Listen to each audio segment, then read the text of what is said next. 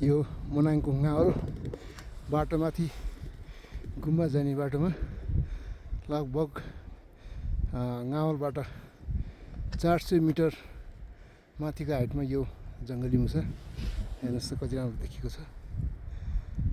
यो प्रकृति भन्ने चिज यो हो नि त। यसले मसित गफ गर्न खोजे जस्तो लाग्छ, डराएको छैन। मलाई हेरेर छड्के आँखाले घाँस खाइरहेको छ। आहा, प्रकृतिको भगवान।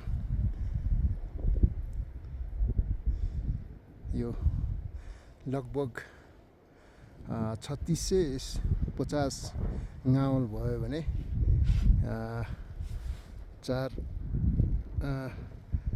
400 मिटर छ, त्यसो लगभग 4000 मिटरको हाइटमा।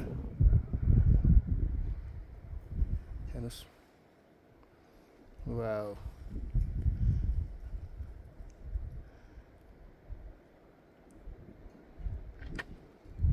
मैले उसलाई मेरो आवाज उसलाई डिस्टर्ब नगरोस् म चाहन्छु।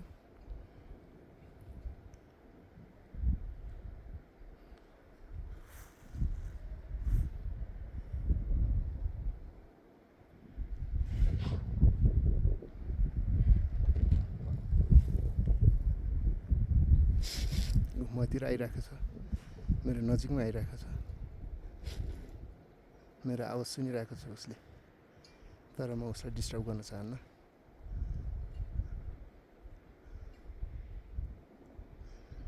सायद ऊ मानिसको संसर्गमा बस्न चाहन्छ। आऊ आऊ आऊ आऊ।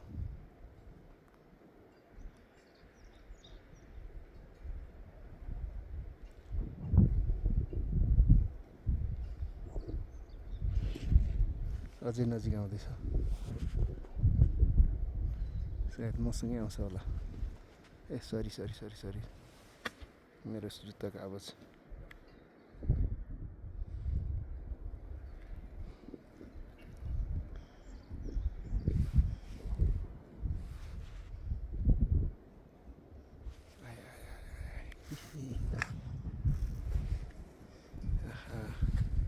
यतै गयो, ठिक छ, उसको वासस्थान हुनसक्छ यो यहाँभित्र।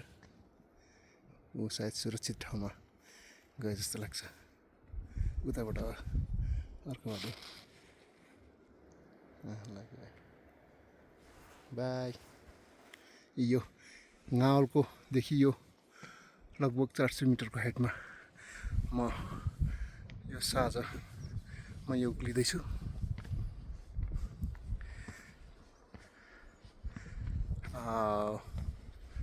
यो हेर्नुहोस् अगाडिको हिमाल। यो बेमौसमले गर्दाखेरि हिउँहरू बग्लिसकेको छ। यो अहिले साँझको मौसम, कुहिरोले बादलले सबै ढाकिसकेको छ। नत्र यहाँ यो अगाडिको एकदम सिधा अगाडि हिमाल देख्न सकिन्छ एकदम नजिकबाट। अहिले मौसमले गर्दा यसरी ढाकेको छ।